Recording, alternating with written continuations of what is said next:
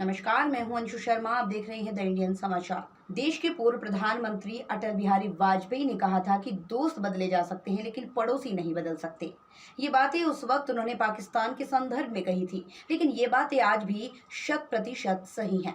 हम भारत के लोग पूरी दुनिया को अपना परिवार मानते हैं, लेकिन हमारे दो पड़ोसी पाकिस्तान और चीन हर नए दिन के साथ नई चालबाजी, नई दगाबाजी और नई साजिश की प्लानिंग में जुटे रहते हैं।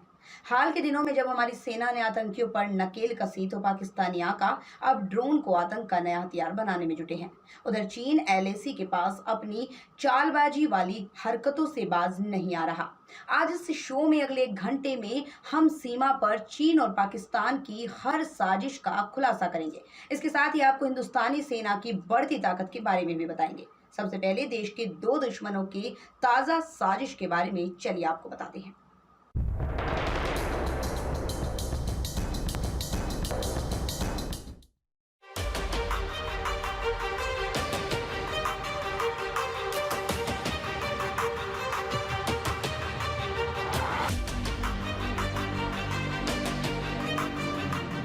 हिंदुस्तान के पड़ोसियों में चीन और पाकिस्तान दो ऐसे नासूर हैं जिनका सिर्फ एक ही मकसद है, हिंदुस्तान के खिलाफ साजिश रचना।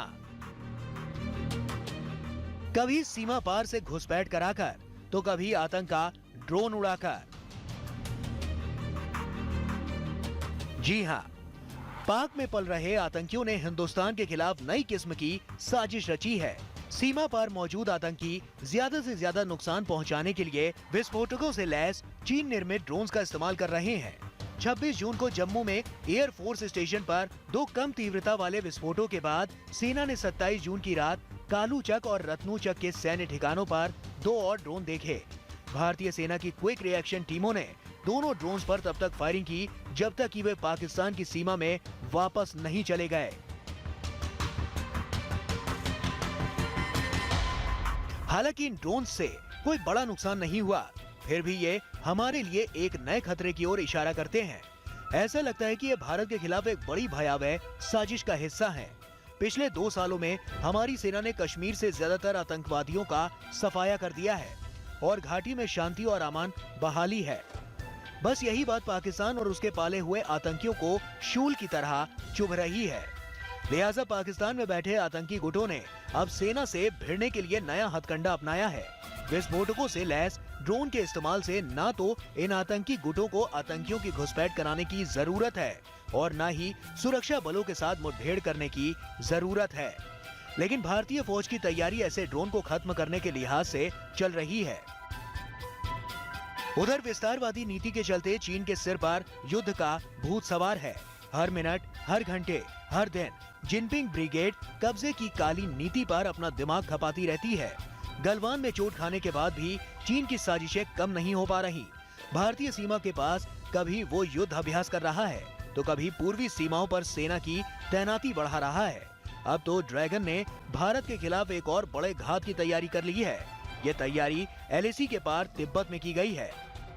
तिब्बत जब बफर स्टेट के रूप में भारत और चीन के बीच एक आजाद मुल्क था, तब तक भारत के साथ चीन का सीमा विवाद ना के बराबर था। लेकिन जब से चीन ने तिब्बत जैसे शांति प्रिय देश को हड़प लिया, तब से वो भारत की सीमाओं में साजिशें रचने लगा और अब जिनपिंग और चीनी सेना भारत के खिलाफ तिब्बत की धरती और वहां के युवाओं का इस्तेमाल युद्ध की तैयारी के लिए कर रही है।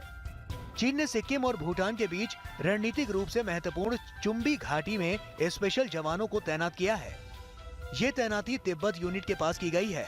ये तैनाती रूटीन नहीं है, न ही इसके जवान पीएलए के आम जवानों की तरह हैं। स्पेशल तिब्बतियन आर्मी यूनिट में तिब्बती युवाओं वाले 2 बैच अब तक भर्ती किए जा चुके हैं।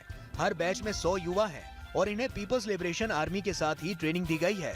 पहले बैच को अरुणाचल की ओर 11,000 फीट और लद्दाख में काराकोरम के करीब 18,000 फीट की ऊंचाई पर लगाया गया है।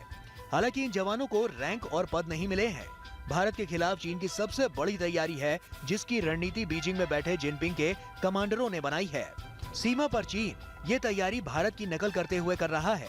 दरअसल भारत ने स्पेशल फ्रंटियर फोर्स नाम से एक खास फोर्स तैयार की है, जिसमें सिर्फ लद्दाख के युवा हैं और इसे लद्दाख के पास ही तैनात किया गया है। पिछले साल इन्हीं युवाओं से लैस स्पेशल फोर्स ने चुशूल में चीन को धूल चटाई।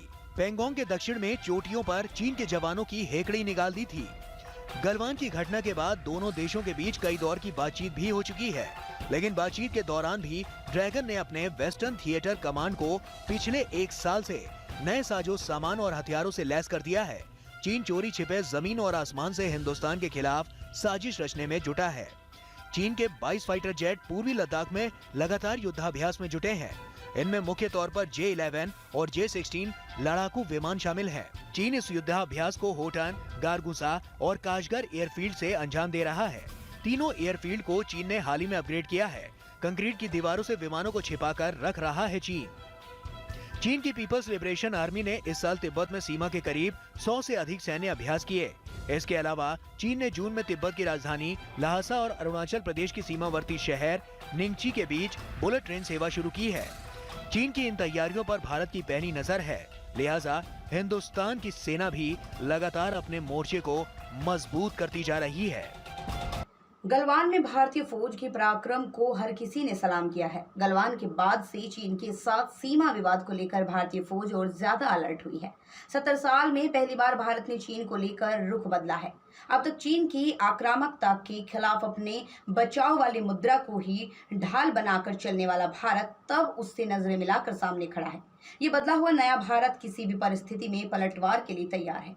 हाल ही के दिनों में चीन से लगी सीमा पर 50,000 अति सैनिकों की तैनाती की गई, जिसके बाद अब LAC पर तैनात कुल सैनिकों की संख्या 2 लाख हो गई है, जो पिछले साल के मुकाबले 40% ज्यादा है।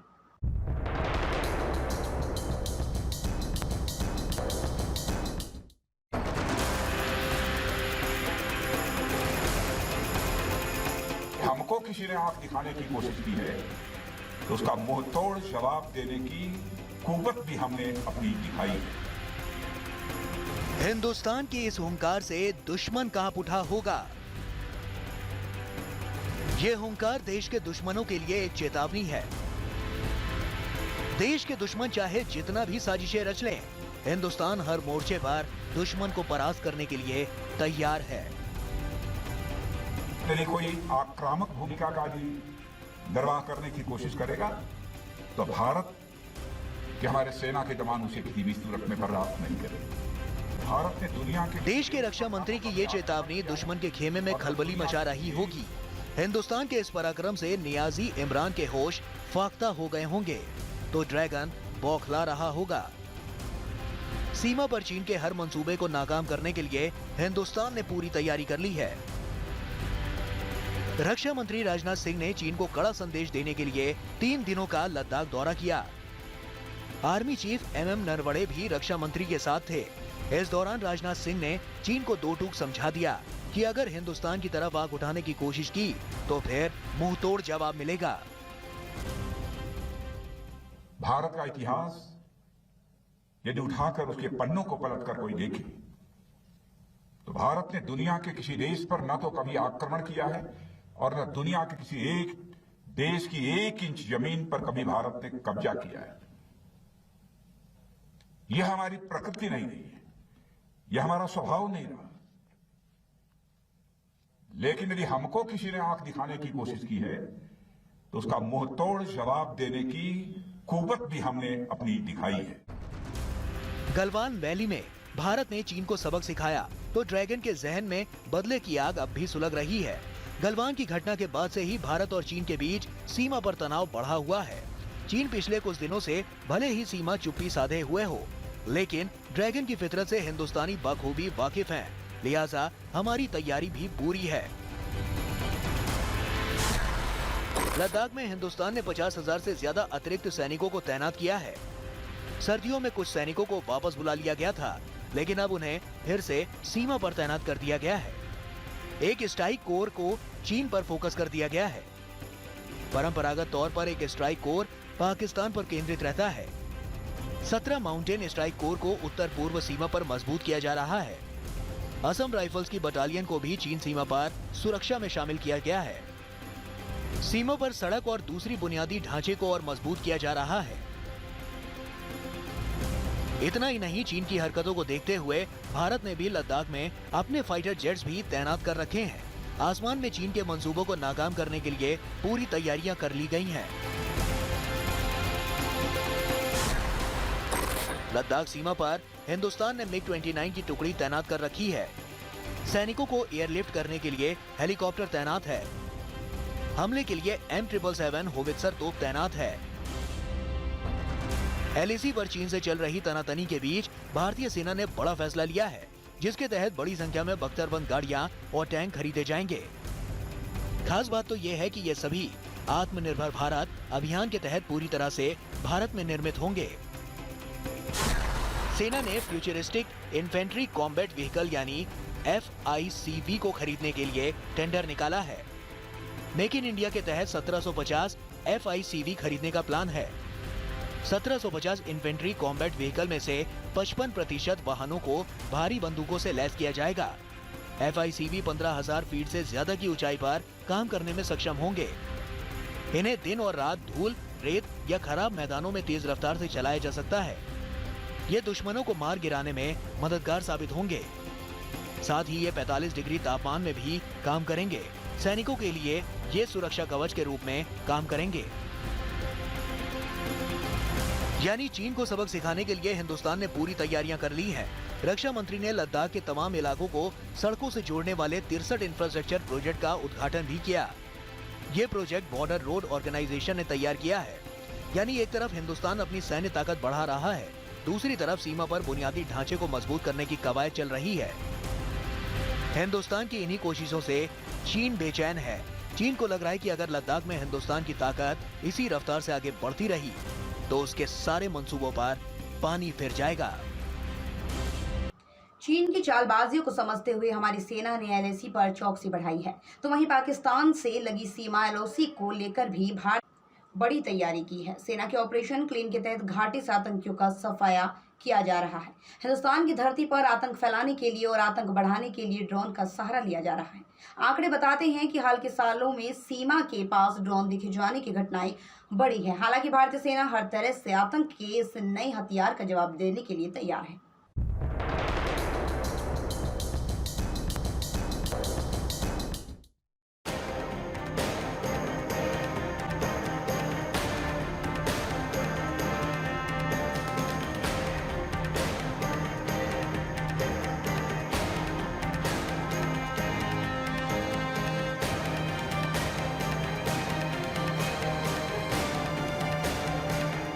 पाकिस्तान से लगी भारत की पश्चिमी सीमा पर पिछले कुछ सालों में सुरक्षा बलों की मुस्तैदी बहुत बढ़ चुकी है। आंकड़े बताते हैं कि फेसिंग और फिजिकल गश्ती बढ़ने और भारत की ओर से मुंहतोड़ जवाब देने की रणनीति ने पाकिस्तान की ओर से होने वाली आतंकियों की घुसपैठ में कमी आई है। इस साल जून महीने तक एंटी टेररिस्ट ऑपरेशन या अलग अलग एनकाउंटर से 75 से ज्यादा आतंकवादी मारे गए, जिसमें सबसे ज्यादा अप्रैल महीने में 28 मिलिटेंट्स को मारा गया। साल 2020 में 225 आतंकी मारे गए थे, इनमें से 46 टॉप कमांडर थे। वहीं 2019 में 594 आतंकी घटनाओं में सुरक्षा बलों ने 157 आतंकवादियों को मार गिराया था। 2018 में जम्मू कश्मीर में 614 आतंकी घटनाओं में कुल 257 आतंकवादी मारे गए। 370 हटने के बाद से अब तक 300 से ज्यादा आतंकी मारे जा चुके हैं। घुसपैठ पर नकेल कसने से बौखलाए पाकिस्तानी आतंकवादी संगठनों और पाकिस्तानी सेना ने ड्रोन के इस्तेमाल पर जोर लगा दिया है। ये कोशिश सिर्फ जम्मू कश्मीर में नहीं हुई, बल्कि पंजाब में भी ड्रोन के जरिए हथियारों की सप्लाई की कोशिश हो चुकी है। एक रिपोर्ट के मुताबिक भारतीय सुरक्षा बलों ने सिर्फ 2019 के बाद से अब तक पश्चिमी सीमा पर कम से कम 250 ड्रोन की घुसपैठ दर्ज की है। BSF ने अंतर्राष्ट्रीय सीमा पर पिछले कुछ हफ्तों में ड्रोन की गतिविधियों में काफी इजाफा देखा है और इस साल अब तक ऐसी कई घटनाएं सामने आ चुकी हैं। पिछले साल पाकिस्तान से लगने वाली पश्चिमी सीमा पर 77 ड्रोन देखे गए थे, जबकि उसके पहले के सालों में उनकी संख्या 167 दर्ज की गई थी। दिसंबर 2018 से दिसंबर 2019 के बीच में भी 182 बार दर्ज की जा चुकी है। पाकिस्तान सिर्फ हथियारों और बाकी चीजों की तस्करी के लिए ही ये नहीं करता, ड्रोन का इस्तेमाल वो भारतीय इलाके में निगरानी के इरादे से भी करता है। जून महीने की शुरुआत में राजौरी जिले के थाना मंडी इलाके में नियंत्रण रेखा को पार कराकर हथियार और गोला बारूद भेजने की उसकी साजिश सुरक्षा बलों ने नाकाम कर दी थी। एक दूसरी घटना में सुरक्षा बलों ने जम्मू से श्रीनगर भेजे जाने के लिए ड्रोन से गिराए गए हथियारों और गोला बारूद का बड़ा जखीरा बरामद किया था। मई महीने में ही सांबा में अंतर्राष्ट्रीय सीमा के पास बीएसएफ ने पाकिस्तानी ड्रोन से गिराए गए हथियार और गोला बारूद जब्त किए थे। अप्रैल महीने में भी कम से कम 2 ड्रोन अंतर्राष्ट्रीय सीमा पार करके भारतीय इलाके में घुसे थे। अरनिया सेक्टर में जो ड्रोन घुसा था उस पर बीएसएफ की ओर से फायरिंग के बाद वो वापस पाकिस्तान में घुस गया था। इसी साल जनवरी में जम्मू कश्मीर पुलिस ने पाकिस्तानी ड्रोन से गिराए गए हथियार और गोला बारूद जमा कर रहे 2 लोगों को रंगे हाथों दबोच लिया था। इन लोगों की गिरफ्तारी सांबा जिले के विजयपुर में भारत पाकिस्तान अंतर्राष्ट्रीय सीमा पर हुई थी। मतलब आईईडी के जरिए विस्फोट की कोशिश पाकिस्तान की ओर से भले ही पहली बार हुई हो, लेकिन ड्रोन के जरिए इस तरह की साजिश में वो लंबे वक्त से लगा हुआ है। पिछले साल अक्टूबर में तो जम्मू कश्मीर के कुपवाड़ा जिले में सुरक्षा बलों ने पाकिस्तानी सेना के ड्रोन को मार गिराया था। उसी साल अखनूर सेक्टर में सुरक्षा बलों ने ड्रोन से गिराई गई हथियारों के 2 कंसाइनमेंट बरामद किए थे, यानी नियाजी इमरान और बुजदिल बाजवा जमीन पर हारे तो अब ड्रोन के सहारे हिंदुस्तान में आतंकी घटनाएं कराने की फिराक में हैं। लेकिन हिंद के सूरवीर हर चुनौती, हर मुश्किल से लड़ने के लिए हर वक्त तैयार हैं। दुनिया की सबसे शक्तिशाली सेना में भारत चौथे नंबर पर है। चीन के पास दुनिया की सबसे मजबूत सैनिक शक्ति है। अमेरिका विशाल सैन्य बजट के बावजूद दूसरे नंबर पर है, उसके बाद रूस तीसरे नंबर पर। लेकिन बीते 1 साल में जब से गलवान की घटना हुई है तब से लेकर अभी तक भारतीय फौज ने अपनी ताकत में लगातार इजाफा किया है। न सिर्फ सरकार की ओर से देश का रक्षा बजट बढ़ाया गया, बल्कि सेना के लिए नई तकनीक, नए हथियारों की खरीद भी बड़े पैमाने पर की गई है।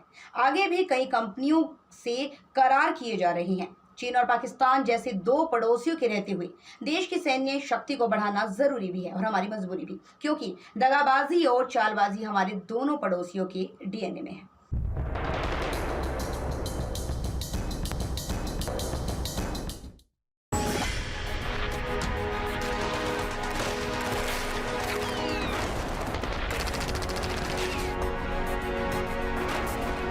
चीन और पाकिस्तान जैसे चालबाज और दगाबाज पड़ोसियों के रहते हिंदुस्तान को ज्यादा चौकन्ना और चौकस रहने की जरूरत है।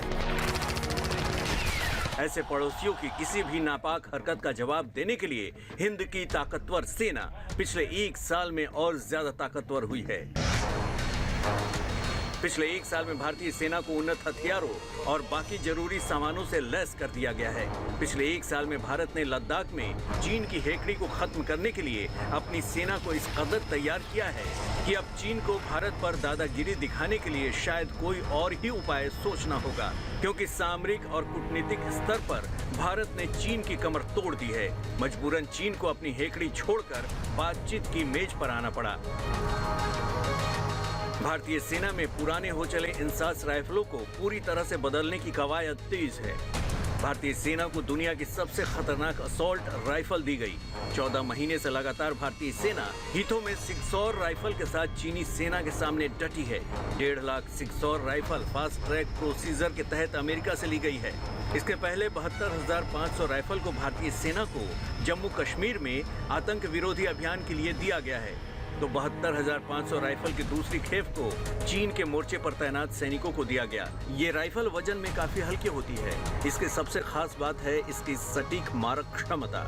इस राइफल की रेंज 400 मीटर की है और सटीक निशाना लगाती है। हालांकि AK-47 की रेंज 800 मीटर तक है, लेकिन उसकी सटीकता इस सिक्सौर जैसी नहीं है। इतना ही नहीं, सैनिकों को असॉल्ट राइफल सिक्सौर के साथ इजराइल की बनी light machine gun Negev NG-7 देने की तैयारी है। सेना के सूत्रों की माने तो इस महीने के आखिर तक इन लाइट मशीन गन का डिप्लॉयमेंट शुरू हो जाएगा। 6000 मशीन गन की पहली खेप भारत आ चुकी है। इस मशीन गन का सौदा 19 मार्च 2020 को इजराइल की कंपनी से हुआ था। कुल 16,476 गन की खरीद का करार हुआ था। मार्च 2022 तक बाकी गन भारत को मिल जाएंगी। इस LMG की खास बात यह है कि इसकी मारक क्षमता जितनी सटीक है उतनी ही घातक भी। NG7 गन की रेंज 800 मीटर है और इससे 700 गोलियां प्रति मिनट दागी जा सकती हैं। इस मशीन गन में एक बार में 150 से 200 गोलियां आती हैं और इस LMG की खास बात यह है कि एक बार राउंड खत्म होने के बाद महज कुछ ही सेकंड्स में नया राउंड लगाया जा सकता है। पहाड़ी इलाकों में आर्टिलरी गन यानी तोपें जमीनी लड़ाई के लिए सबसे ज्यादा मुफीद मानी जाती हैं। हाल ही में अमेरिका से ली गई लाइट हॉवित्जर गन M777 को लद्दाख में तैनात किया गया है।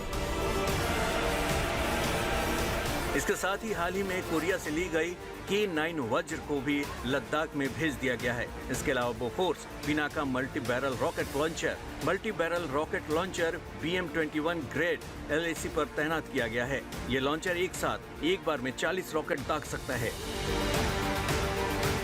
LAC पर भारतीय सैनिकों से छिटपुट लड़ाई और संघर्ष के दौरान चीन की PLA सेना डंडे, भाले, पत्थर और दूसरे गैर घातक हथियारों का इस्तेमाल करती है। इसलिए अब भारतीय सैनिक भी खास right gear, helmet, glass shield और बैटन लेकर LAC पर तैनात हैं। भारतीय थल सेना लगातार अपनी ताकत को तेज धार देने में जुटी है। विंटर स्टॉकिंग इतनी कर ली गई है कि अगर 6 महीने तक भी अगर रसद लद्दाख नहीं पहुंचती है तो भी आसानी से 50,000 सैनिक वहां रह सकते हैं। कोरोना के मद्देनजर सबसे पहले भारतीय सेना के उन जवानों को कोविड वैक्सीन की दोनों टीके दिए गए हैं ताकि वो आसानी से बिना कोरोना संक्रमण के वहां तैनात रह सकें।